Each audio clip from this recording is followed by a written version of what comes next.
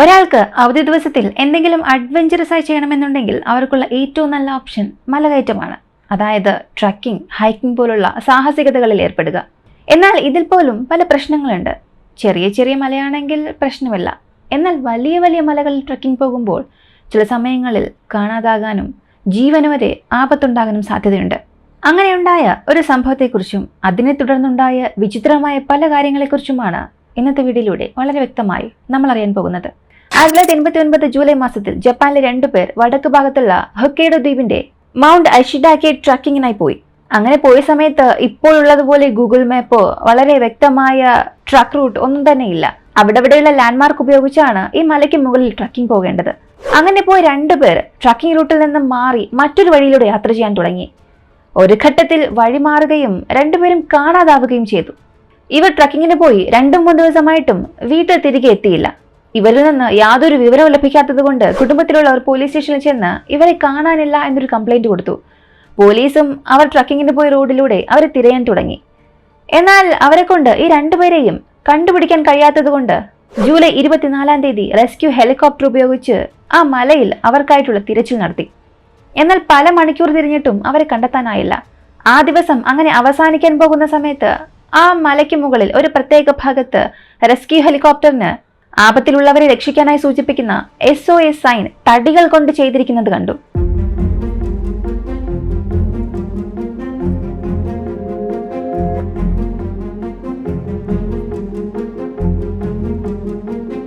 ഒരുപാട് സമയമെടുത്ത് ആ പ്രദേശം മുഴുവൻ അവർ ഉടനെ തിരഞ്ഞു നോക്കി. ഇപ്പോൾ SOS സൈനിൽ നിന്നും 2 കിലോമീറ്റർ ദൂരത്തിൽ കാണാതായ 2 ഹൈക്കേഴ്സിനെയും കണ്ടുപിടിക്കുന്നു. കണ്ടുപിടിച്ചവരെ എയർലിഫ്റ്റ് ചെയ്ത് കൊണ്ടുപോകുന്ന സമയത്താണ് ആ റെസ്ക്യൂ ടീമിലുള്ള ഒരാൾ, ഭാഗ്യത്തിന് നിങ്ങൾ SOS സൈൻ ഉണ്ടാക്കി, അല്ലെങ്കിൽ ഞങ്ങളെ കൊണ്ട് നിങ്ങളെ കണ്ടുപിടിക്കാൻ വളരെ പ്രയാസമായിരിക്കും എന്ന് പറഞ്ഞു. ഇത് കേട്ട ആ 2 ഹൈക്കേഴ്സിനും ഒന്നും മനസ്സിലായില്ല. എന്ത് SOS സൈനോ? ആരാണ് ഉണ്ടാക്കിയത് എന്ന് ചോദിച്ചു. അപ്പോഴാണ് അവർ ഹെലികോപ്റ്ററിലൂടെ പറന്നുകൊണ്ടിരിക്കുന്ന സമയത്ത് മലയ്ക്ക് മുകളിലായ SOS സൈൻ കണ്ടതും അതിനുശേഷമാണ് അവരെ രക്ഷിച്ചതും ഇതൊക്കെ പറഞ്ഞു. കൂടാതെ ഹെലികോപ്റ്റർ തിരിച്ച് ആ SOS സൈൻ ഉള്ള സ്ഥലത്ത് തന്നെ കൊണ്ടുപോയി അവർക്ക് കാണിച്ചു കൊടുത്തു ആ പൈലറ്റ്. അപ്പോഴാണ് ആ 2 ഹൈക്കേഴ്സിൽ ഒരാൾ, ഞങ്ങൾ ഈ SOS സൈൻ ഉണ്ടാക്കിയിട്ടേ ഇല്ല എന്ന് പറഞ്ഞു. ഇപ്പോൾ റെസ്ക്യൂ ടീമിന് ഒന്നും മനസ്സിലായില്ല. ഇവർ ഈ സൈൻ ഉണ്ടാക്കിയിട്ടില്ല എന്നുണ്ടെങ്കിൽ മറ്റാരായിരിക്കും ഉണ്ടാക്കിയിട്ടുണ്ടാവുക? ഒരുപക്ഷെ ആ ഭാഗത്ത് മറ്റാരെങ്കിലും ആപത്തിൽ പെട്ടിട്ടുണ്ടാകും. അവർ സഹായത്തിനായി ഈ സൈൻ ഉണ്ടാക്കി കാണും എന്ന് വിചാരിച്ച് ഉടൻ തന്നെ ഹെലികോപ്റ്റർ താഴെ ഇറക്കുന്നു. ഇതിനെക്കുറിച്ച് മേലധികാരികളെ അറിയിച്ചു. ഇതെല്ലാം നടക്കുന്നത് ഒരു രാത്രി സമയമായിരുന്നു. അതുകൊണ്ട് അവിടെ ചെന്ന് വീണ്ടും അന്വേഷിക്കാൻ സാധിക്കില്ല. അടുത്ത ദിവസത്തിനായി അവർ കാത്തിരുന്നു. ഈ SOS സൈൻ നോക്കാനായി ഒരു ടീമിനെ നിയോഗിക്കുകയും അവിടെ അയക്കുകയും ചെയ്തു. ഇവിടെ മുതലാണ് ഈ SOS നിഗൂഢത തുടങ്ങുന്നത്.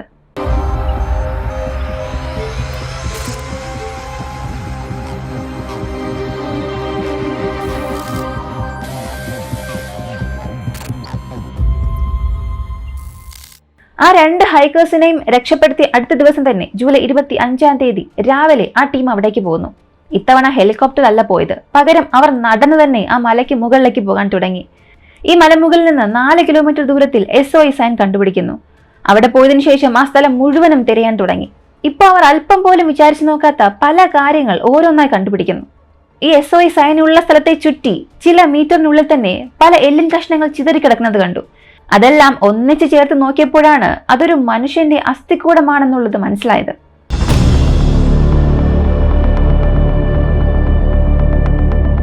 ഇങ്ങനെ ഒരു കാര്യം ആ തിരച്ചിലിനായി വന്ന ആരും തന്നെ പ്രതീക്ഷിച്ചതേ ആയിരുന്നില്ല. ചില എല്ലിൻ കഷ്ണങ്ങളിൽ മൃഗങ്ങൾ കടിച്ചതുപോലുള്ള അടയാളവും ഉണ്ടായിരുന്നു. ആ സ്ഥലത്ത് നിന്ന് അടുത്ത 1 മീറ്ററിനുള്ളിൽ ഒരു ബാഗും കണ്ടുപിടിക്കുന്നു. ആ ബാഗിൽ സോപ്പ്, ടവൽ പോലുള്ള അത്യാവശ്യത്തിന് ഉപയോഗിക്കുന്ന ചില വസ്തുക്കളും ഉണ്ടായിരുന്നു. ഇതുകൂടാതെ ചെറിയൊരു ടാപ്പ് റെക്കോർഡും 4 കാസറ്റും ഉണ്ടായിരുന്നു. ഇതെല്ലാം വളരെ ഭദ്രമായി പാക്ക് ചെയ്ത് പരിശോധനയ്ക്കായി ലാബിൽ അയച്ചു. ആ സ്ഥലത്ത് നിന്നും കണ്ടുപിടിച്ച എല്ലിൻ കഷ്ണങ്ങൾ പരിശോധിക്കുമ്പോൾ അതൊരു സ്ത്രീയുടേതാകാൻ സാധ്യതയുണ്ടെന്നും പറഞ്ഞു. കൂടാതെ വലത് കാലിലും ഇടത് കൈയിലും പരിക്കുള്ളതിന്റെ അടയാളവും ഉണ്ടായിരുന്നു. എന്നാൽ ഇത് സത്യത്തിൽ ഒരു സ്ത്രീയുടെ എല്ലിൻ കഷ്ണമാണോ എന്നുള്ളതിനും പല സംശയങ്ങളുണ്ടായിരുന്നു. അത് എന്താണെന്നുള്ളത് ഞാൻ കുറച്ചു കഴിഞ്ഞ് പറയാം. ഇതൊരു ഭാഗത്ത് നടക്കുമ്പോൾ അവിടെ നിന്നും എടുത്ത മറ്റു വസ്തുക്കളെല്ലാം പരിശോധിക്കുന്നു.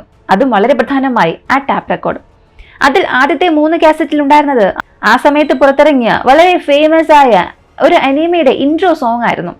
അവസാനത്തെ മാത്രം ഒരു പുരുഷൻ സംസാരിക്കുന്ന ഓഡിയോ ആയിരുന്നു. അതിൽ അയാൾ സഹായം ചോദിച്ച് നിലവിളിക്കുന്നത് പോലെയായിരുന്നു. ആ ജപ്പാനീസ് മെസ്സേജിനെ ട്രാൻസ്ലേറ്റ് ചെയ്യുമ്പോൾ I am on a cliff and I can't move. SOS sign, help me. I am at the spot where I first saw the helicopter. The bamboo grass is too deep and I can't go anywhere. Please lift me up here. ഇതായിരുന്നു Japan ഭാഷയിൽ സംസാരിച്ച ആ ഓഡിയോയുടെ അർത്ഥം. എന്നാൽ ആ ഓഡിയോയിൽ പറഞ്ഞ കാര്യങ്ങൾക്കും SOS sign കണ്ടുപിടിച്ച സ്ഥലത്തിനും നിരവധി വൈരുദ്ധ്യങ്ങൾ ഉണ്ടായിരുന്നു. കാരണം SOS ഉണ്ടാക്കിയിരുന്നത് ഏകദേശം ഒരു നിരപ്പായ പ്രദേശത്തായിരുന്നു. എന്നാൽ ആ ഓഡിയോയിൽ താനൊരു മലഞ്ചെരുവിൽ അകപ്പെട്ടതായി അയാൾ വ്യക്തമായി പറഞ്ഞിരുന്നു. കൂടാതെ എല്ലിൻ കഷ്ണങ്ങളും ആ നിരപ്പായ പ്രദേശത്ത് തന്നെയായിരുന്നു കണ്ടെത്തിയത്. അതിനടുത്തായോ അതിന് മുകളിലോ താഴെയോ ഇതുപോലെ ക്ലിഫ് പോലുള്ള ഭാഗങ്ങളൊന്നും അവരെ കൊണ്ട് കണ്ടെത്താൻ സാധിച്ചില്ല. അടുത്ത് ആ ഒരു റെക്കോർഡിൽ പുരുഷനായിരുന്നു സംസാരിച്ചിരുന്നത്. അങ്ങനെയാണെങ്കിൽ കണ്ടുപിടിച്ച ആ എല്ലിൻ കഷ്ണങ്ങൾ ഒരു സ്ത്രീയുടേതാകാൻ സാധ്യതയുണ്ടോ? ഇതിനുശേഷമാണ് പോലീസ് സംശയിച്ച് ആ എല്ലിൻ കഷ്ണങ്ങൾ വീണ്ടും എക്സാമിനായി അയച്ചു. അങ്ങനെ ചെയ്യുമ്പോഴാണ് അതൊരു സ്ത്രീയുടേതല്ല പുരുഷൻ്റേതാണെന്നുള്ളത് കണ്ടുപിടിച്ചു. കൂടാതെ ആ ടാപ്പിൽ തനിക്ക് അങ്ങനെ പ്രത്യേകിച്ച് പരിക്കുള്ളതുപോലെയൊന്നും അയാൾ പറഞ്ഞിട്ടില്ല. അങ്ങനെയാണെങ്കിൽ ഈ പരിക്ക് എപ്പോൾ സംഭവിച്ചു എന്നുള്ള ഒരു ചോദ്യവുമുണ്ട്. ഒരു പക്ഷേ പരിക്ക് സംഭവിക്കുന്നതിന് മുൻപ് അയാൾ ഈ ഓഡിയോ റെക്കോർഡ് ചെയ്താൽ പോലും എങ്ങനെയാണ് ആ ക്ലിഫിനെ വിട്ട് അയാൾ ആ നിരപ്പായ പ്രദേശത്തേക്ക് വന്നിട്ടുണ്ടാവുക എന്നുള്ളൊരു ചോദ്യവുമുണ്ട്. ആ നിരപ്പായ പ്രദേശത്ത് വരുമ്പോഴാണ് പരിക്കുണ്ടായത് എന്ന് നോക്കിയാൽ പോലും ആ അവസ്ഥയിൽ എങ്ങനെയാണ് അയാളെ കൊണ്ട് SOS സൈൻ, അതും ഇത്ര വലിയൊരു സൈൻ ഉണ്ടാക്കാൻ സാധിച്ചത് എന്നൊരു ചോദ്യവുമുണ്ട്. കാരണം ആ സൈൻ രൂപപ്പെടുത്തിയ തടിക്കഷ്ണങ്ങൾ കാണുമ്പോൾ എല്ലാം വെട്ടിയെടുത്ത തടികളാണ് എന്നുള്ളത് വ്യക്തമായി മനസ്സിലായി. അതും ഒരു കോടാലി ഉപയോഗിച്ചാണ് ഈ മരങ്ങളെല്ലാം വെട്ടിയിരിക്കുന്നത്. കയ്യിലും കാലിലും പരിക്കുള്ള ഒരാൾക്ക് എങ്ങനെ അത്രയും മരങ്ങൾ ഒരു കോടാലി ഉപയോഗിച്ച് വെട്ടാൻ സാധിക്കും? അതും ഒരു ഹെലികോപ്റ്ററിൽ നിന്ന് നോക്കുന്ന സമയത്ത് വ്യക്തമായി കാണുന്ന രീതിയിൽ വലുതായ ഒരു സൈൻ ഉണ്ടാക്കാൻ സാധിച്ചു എന്നുള്ളതും ഒരു ചോദ്യമാണ്. എന്നാൽ അയാൾ ഇങ്ങനെയെല്ലാം ചെയ്തു എന്ന് വെച്ചാൽ പോലും മരം വെട്ടാൻ ഉപയോഗിച്ച ആ വസ്തു എവിടെ? ഇങ്ങനെ ഓരോ കാര്യങ്ങളെക്കുറിച്ചും ചിന്തിക്കുമ്പോൾ കിട്ടിയ ഉത്തരങ്ങളെക്കാട്ടിലും അതിനെ ചുറ്റിയുള്ള ചോദ്യങ്ങളായിരുന്നു കൂടുതലും ഉണ്ടായിരുന്നത്. കൂടാതെ ഇതെല്ലാം വളരെ ന്യായമായ ചോദ്യമായിരുന്നു. എന്നാൽ അതിനുള്ള ഉത്തരം മാത്രം ആരുടെ പക്കലുമില്ല. ഇങ്ങനെ കിട്ടിയ തെളിവുകളെല്ലാം ഉപയോഗിച്ച് എന്ത് സംഭവിച്ചിരിക്കാമെന്ന് പോലീസ് തന്നെ ഒരു തിയറി പറയുന്നുണ്ട്. ആ തിയറി അനുസരിച്ച് മരിച്ചുപോയ വ്യക്തി ചില വർഷങ്ങൾക്ക് മുൻപ് ഇവിടെ ഹൈക്കിംഗ് വന്നിരിക്കാം. അങ്ങനെ വന്ന സമയം വഴിമാറുകയും ഏതെങ്കിലും ഒരു ക്ലിഫിൽ അകപ്പെട്ടിരിക്കാം. ആ സമയം അതുവഴി ഏതെങ്കിലും ഒരു ഹെലികോപ്റ്ററും പോയിരിക്കാം. എന്നാൽ ഇയാളെ കാണാതെ ആ ഹെലികോപ്റ്റർ ഇയാളെ കടന്നു പോയിട്ടുണ്ടാകാം.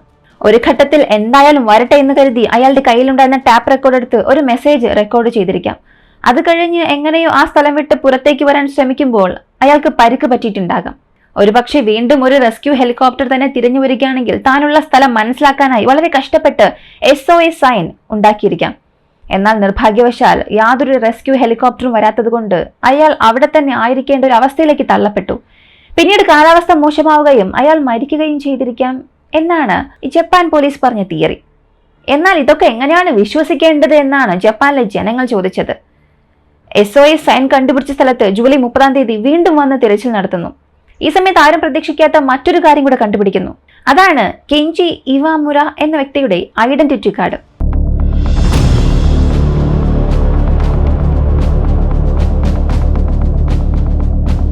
ഈ ID കാർഡ് മാത്രമല്ല, അയാളുടെ മറ്റു പല വസ്തുക്കളും അവിടെ നിന്നും കുറച്ചു മാറി കണ്ടുപിടിക്കുന്നു. ഇതിനെ പ്രധാന തെളിവായി ഉപയോഗിച്ച് അന്വേഷണം വീണ്ടും നടത്തുന്നു. അപ്പോഴാണ് ഈ ഒരു വ്യക്തി 1984 വർഷം ഹൈക്കിംഗ് വന്ന സമയം കാണാതായി എന്നുള്ള ഒരു കേസ് ഫയൽ ചെയ്തിട്ടുണ്ടായിരുന്നു. ഏകദേശം ഒരാഴ്ചയോളമായി ഇയാൾ വീട്ടിലോ ജോലി സ്ഥലത്തോ പോകാതെ ആയപ്പോൾ അയാളുടെ ബന്ധുക്കൾ പോലീസ് സ്റ്റേഷനിൽ ചെന്ന് അയാളെ കാണാനില്ല എന്നൊരു കംപ്ലൈന്റ് കൊടുത്തു. ഇതിനുശേഷം ഇയാളെക്കുറിച്ചുള്ള യാതൊരു വിവരവും ആർക്കും കണ്ടെത്താനായില്ല. പറഞ്ഞു വന്നാൽ 1989 വർഷം വരെയും ഈ ഒരു കേസ് ഓപ്പൺ ആയിരുന്നു. 1989 അതായത് SOS സൈൻ രൂപപ്പെടുത്തിയ സ്ഥലത്ത് മരിച്ചുപോയത് കെഞ്ചി ഇവാമുര തന്നെയാണെന്ന് ഉറപ്പിക്കാനായി പോലീസ് അയാളുടെ ടാപ്പ് റെക്കോർഡ് അവരുടെ അമ്മയ്ക്ക് പ്ലേ ചെയ്ത് കാണിച്ചു കൊടുത്തു. എന്നാൽ അത് കേട്ട് അവരുടെ അമ്മ ഇത് തന്റെ മകനല്ല എന്ന് ഉറപ്പിച്ചു തന്നെ പറഞ്ഞു. അടുത്തതായി ഇത് 1989 വർഷം നടന്നതാണ് എന്ന് തെളിയിക്കാനായി മറ്റൊരു റെക്കോർഡ് ജപ്പാൻ ഗവൺമെന്റ് ഉപയോഗിച്ചു. അതെന്തെന്ന് ചോദിച്ചാൽ 5 വർഷത്തിൽ ഒരിക്കൽ ആ മലയുടെ ഏരിയൽ ഫോട്ടോ എടുത്തത് വളരെ ഭദ്രമായി സൂക്ഷിച്ചിരുന്നു ജപ്പാൻ ഗവൺമെന്റ്. ഓരോ വർഷവും ആ മലയ്ക്ക് സംഭവിക്കുന്ന മാറ്റങ്ങൾ എങ്ങനെയാണ് എന്ന് അറിയാൻ വേണ്ടിയാണ് ഇങ്ങനെ ചെയ്തത്. അതിൽ 1982 വർഷം ആ ഭാഗത്തെടുത്ത ഏരിയൽ ഫോട്ടോസ് വളരെ ഡീപ്പായി അനലൈസ് ചെയ്യുമ്പോൾ ആ ഭാഗത്ത് എവിടെയും ഇങ്ങനെ ഒരു SOS സൈൻ ഉള്ളതായി കണ്ടുപിടിക്കാനേ സാധിച്ചില്ല. അടുത്തതായി 1987 എടുത്ത ഏരിയൽ ഫോട്ടോസ് നോക്കുമ്പോൾ വളരെ ചെറിയ രീതിയിൽ ഒരു SOS സൈൻ ഉള്ളതായി കണ്ടുപിടിച്ചു. ഇത് ഉപയോഗിച്ച് നോക്കുമ്പോൾ മരിച്ചത് കെഞ്ചി ഇവാമുര ആണ് എന്നുള്ളൊരു നിഗമനത്തിലെത്തി. അതുപോലെ അവിടെ മരിച്ചത് കെഞ്ചിയാണ് എന്ന് നമുക്ക് DNA ടെസ്റ്റ് ഉപയോഗിച്ച് സംശയമില്ലാതെ തെളിയിക്കാൻ സാധിക്കും. എന്നാൽ ആ ടെസ്റ്റ് എടുക്കാൻ ആവശ്യമായ സബ്സ്റ്റൻസ് ഒന്നും തന്നെ അവിടെ നിന്നും കിട്ടിയ എല്ലൻ കഷ്ണങ്ങളിൽ നിന്നും ശേഖരിക്കാനായില്ല. അതിനാൽ ആ ഒരു സാധ്യതയും അവിടെ ഇല്ലാതായി. ഇവിടെ മറ്റ് തെളിവുകളില്ലാത്തതും കാണാതായി കെഞ്ചി തിരികെ വരാത്തതും അവിടെ എവിടെയാണെന്ന് കണ്ടുപിടിക്കാൻ കഴിയാത്തതും ഉപയോഗിച്ച് മരിച്ചുപോയത് കെഞ്ചി തന്നെയാണ് എന്നുള്ള നിഗമനത്തിലെത്തി ജപ്പാൻ പോലീസ്. ഇതിൽ ഉത്തരം കിട്ടാത്ത ചോദ്യങ്ങൾ: എങ്ങനെയാണ് ക്ലിഫിൽ അകപ്പെട്ടതായി ഓഡിയോ റെക്കോർഡ് ചെയ്ത ഒരു വ്യക്തി ആ റെക്കോർഡുമായി യാതൊരു ബന്ധവുമില്ലാത്ത ഒരു സ്ഥലത്ത്, അതും പരിക്കുമായി വന്നു? അടുത്തത്, കൈകാൽ മുറിഞ്ഞ അവസ്ഥയിൽ എങ്ങനെ ഇത്രയും വലിയ മരക്കഷ്ണങ്ങൾ വെട്ടിയെടുത്ത് ഒരു വലിയ SOS സൈൻ ഉണ്ടാക്കി? ആ മരം മുറിക്കാൻ ഉപയോഗിച്ച വസ്തു എവിടെ? ഇങ്ങനെ പല ചോദ്യങ്ങളുണ്ട്. എന്നാൽ ചോദ്യം മാത്രമേ ഉള്ളൂ, ഉത്തരം ആർക്കും അറിയില്ല.